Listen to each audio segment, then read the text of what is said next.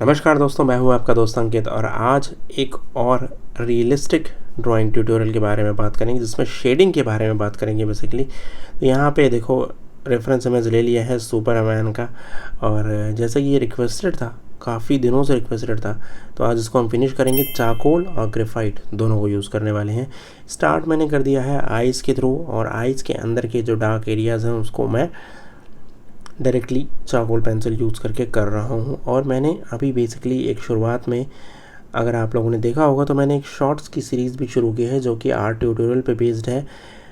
हम उसमें 30 डेज़ का ट्रेनिंग का सेशन रख रहे हैं जिसमें एक एक दिन क्या क्या प्रैक्टिस करनी चाहिए, सबको वो सीखना चाहिए। तो मैंने वो शॉर्ट्स डालने शुरू कर दिए हैं, 5 दिन तक हम पढ़ भी चुके हैं आगे। तो वो ज़रूर देखिएगा, उसको देखते चलिएगा। 30 सेकंड की वीडियोज़ हैं, ज़्यादा लंबे नहीं हैं, and that will definitely help you to achieve what to practise short form में। और यहाँ पे डिटेल में बात करने के लिए इस तरह से ट्यूटोरियल है ही हमारे पास। तो यहाँ पे देखो मैं डिटेल में जा रहा हूँ। मैंने ग्रेफाइट यूज़ करना शुरू कर दिया। चारकोल के बाद जो सराउंडिंग है वहाँ मैंने ग्रेफाइट को यूज़ करना शुरू कर दिया है, ग्रेफाइट पेंसिल को। जिन लोगों को नहीं पता हो उनको ये ज़रूर बता दूँ कि ग्रेफाइट पेंसिल बेसिकली वो नॉर्मल पेंसिल है जो हम यूज़ करते हैं, और चारकोल पेंसिल वो पेंसिल है जो डार्क चौकोल जैसे एलिमेंट से बनती है, चारकोल बोलते हैं तभी उसको।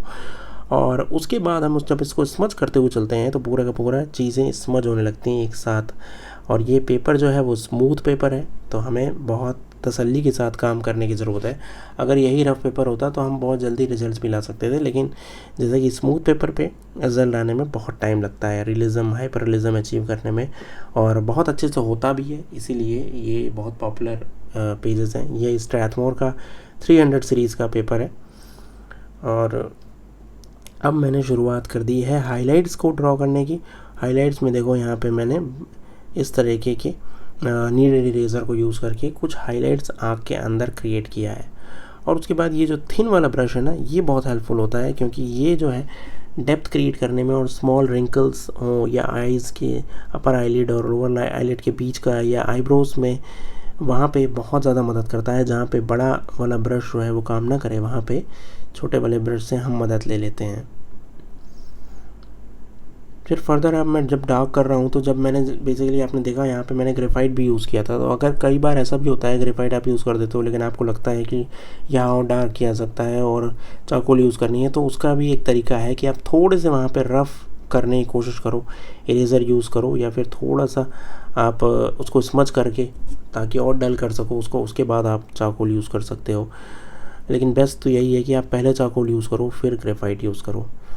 लेकिन कई बार हम लोगों से भी गलतियां होती हैं, और सभी से होती हैं ऑब्वियसली, हम लोगों से भी नहीं, मतलब सभी से गलतियां होती हैं। तो गलतियां नहीं है बेसिकली, वो आपकी एक प्रोसेस है।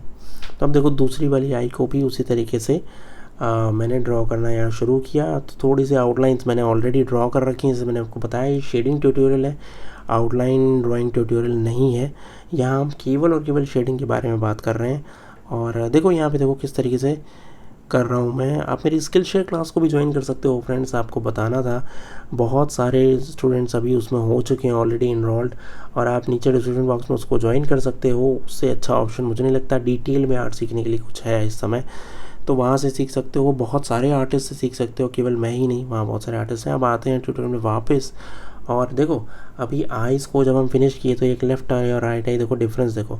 अगर आप चाहो तो केवल उस लेवल तक भी रख सकते हो जहाँ अभी मैं काम कर रहा हूँ ना, लेकिन अगर आप स्मच करोगे तो और ज़्यादा रियलिज़म वाली चीज़ें निकल के आएंगी। देखो ये तो पहला तरीका है जो हम यूज़ कर रहे हैं। एक और तरीका होता है जिसमें हम डायरेक्ट इस तरीके से चारकोल को उठाते हैं अपने ब्रश पे और उसको यूज़ कर लेते हैं वहाँ पे, इस तरीके से जैसे मैं अभी कर रहा हूँ डायरेक्ट पाउडर के थ्रू। ये भी एक बहुत बड़ा पावरफुल तरीका है जिसमें आप डायरेक्ट यूज़ करते हो, तो आपको कुछ भी स्मज नहीं करना होता ड्राइंग के ऊपर, डायरेक्टली आपने ब्रश से डाला है तो फिर वो आप ऑलरेडी उसको ये समझ सकते हो कि वो स्मज्ड ही है। आपको बस उसमें वहाँ पे उसको स्प्रेड करना होता है प्रॉपरली इवन टोन में। तो वो भी एक तरीका है, वो भी कर सकते हैं। दोनों तरीके यूज़ किए जा सकते हैं। यहाँ पे देखो काफ़ी हद तक चीज़ों को फिनिश कर दिया है मैंने आइज़ के फॉर्म में। अगर मैं बात करूँ, अब मैं ग्रेफाइट से भी कुछ कुछ एरिया को फिनिश करने की कोशिश कर रहा हूँ। लेकिन ये बात भी बहुत इम्पॉर्टेंट है, यहाँ पे मैटर करती है, जो कि ये है कि जब आप इस तरह से फिनिश करते हो तो आपको हाइपर रियलिज़म या रियलिज़म वाले रिजल्ट्स अच्छे से मिल जाते हैं। तो ग्रेफाइट चारकोल दोनों को यूज़ करना भी एक टेक्निक है।